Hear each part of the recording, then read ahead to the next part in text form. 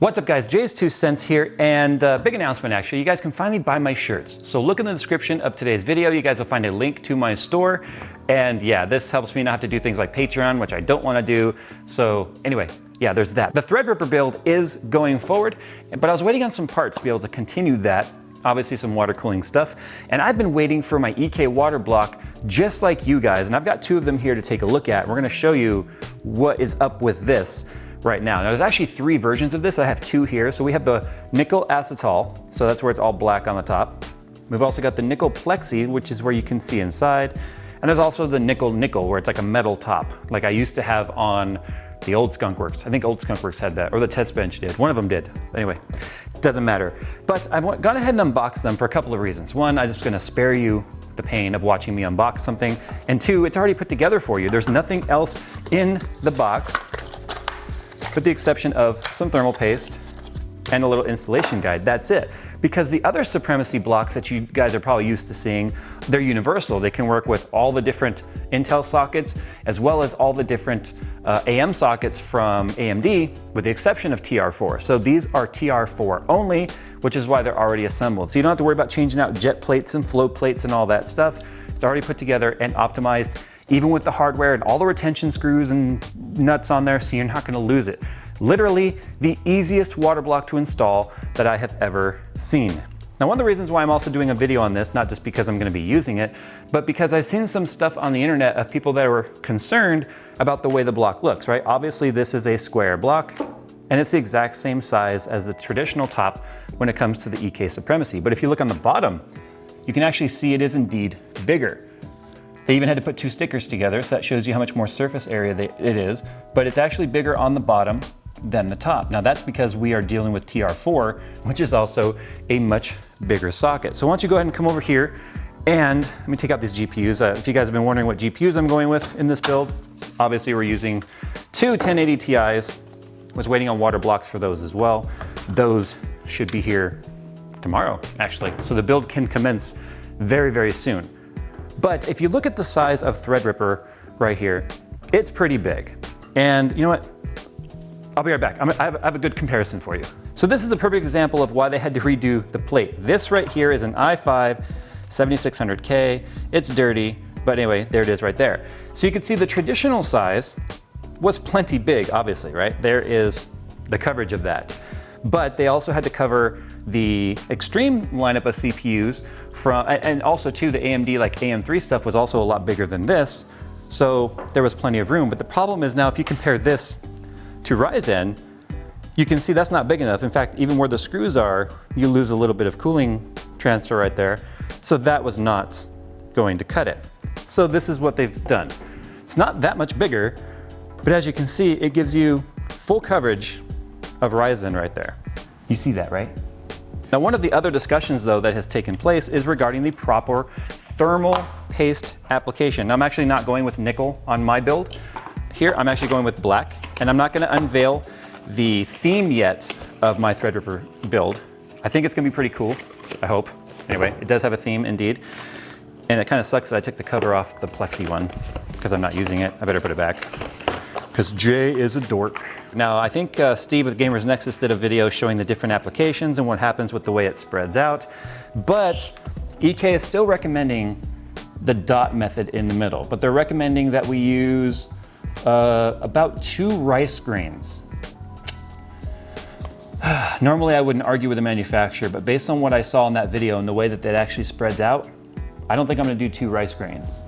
But what I will go ahead and do now is I will do an application of the actual block itself, tighten it down, and then we'll see how well it spreads out, and we'll do a 2-part in one video, 2 parts in one video. Now they've actually changed the thermal paste they're including with their CPUs. They used to use like the Guile, I can't remember what it's called. Anyway, but I use Arctic Silver.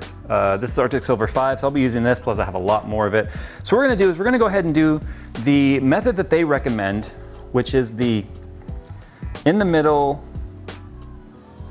2 rice grains. Is that about 2 rice grains, or is that about, yeah, it's about right. Yeah. 2 rice grains, okay. Does rice vary in size based on region? It could depend on the rice.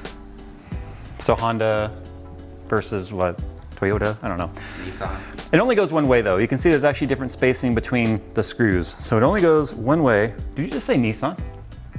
I did. So we're gonna tighten this down because these will only go so far, and once the threads stop, that's literally all the spread that you're gonna get.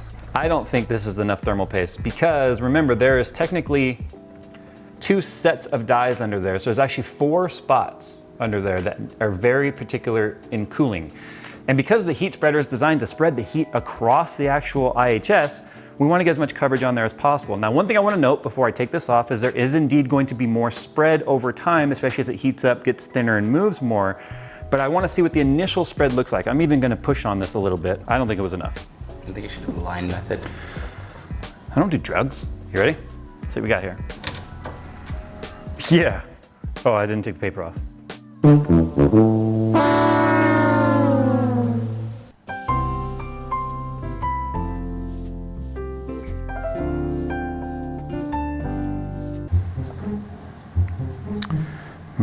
One thing worth pointing out, that screw is actually not all the way down. You see that?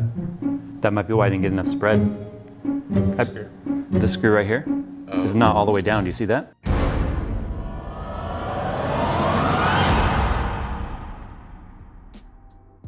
I have a feeling that's why we didn't get good spread, even with the sticker on, because it still would have spread, is because actually we would have probably got better spread because that takes up some space, right?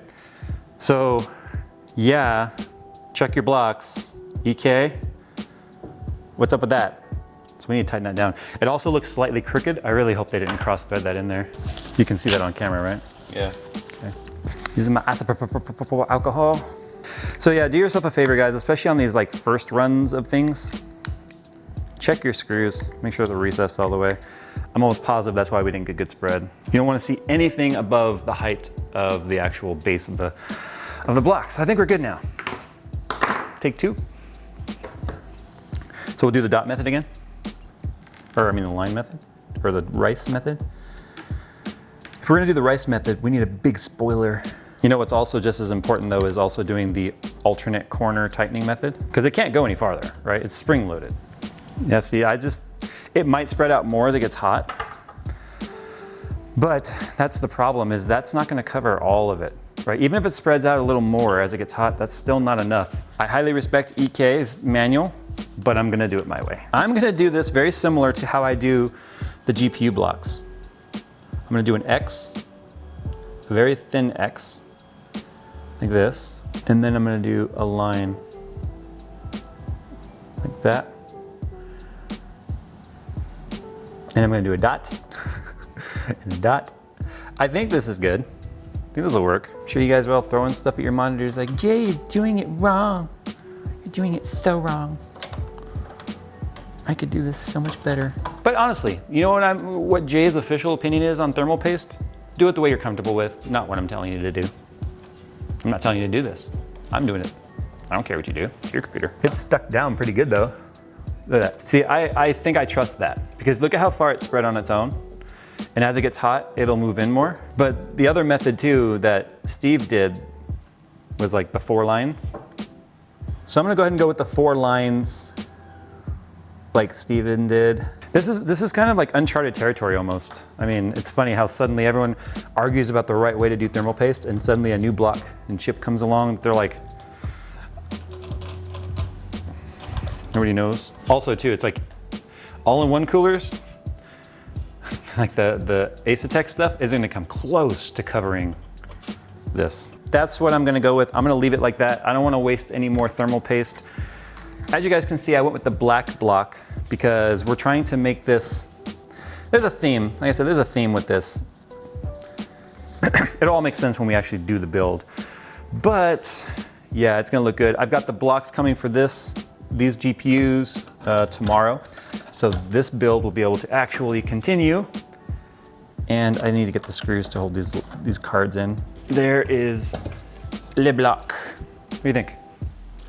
Look good? I think it looks good. All right guys, so there it is. Pretty simple video today, just showing you guys the water blocks for TR4.